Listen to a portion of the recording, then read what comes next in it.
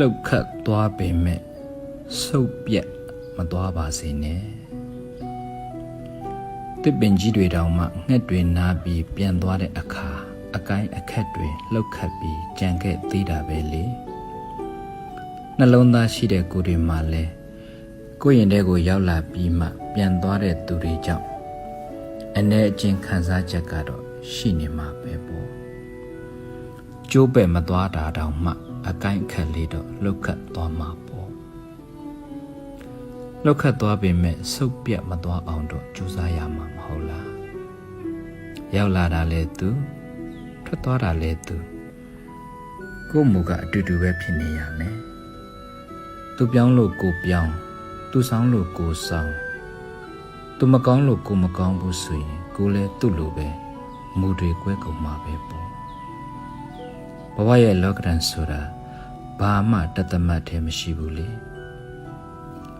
လောကလူတဘာဝကိုကအရေးလဲခိုကြမှာပဲ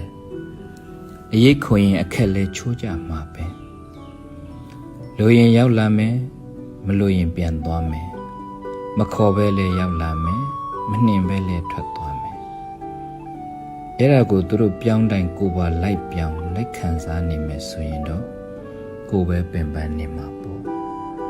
သူတစ်ပါးရဲ့အပြောင်းလဲချမှာကိုပဲမကောင်းအတွဲများနေမှာပေါ့ဒါကြောင့်အပြောင်းအလဲတွေနဲ့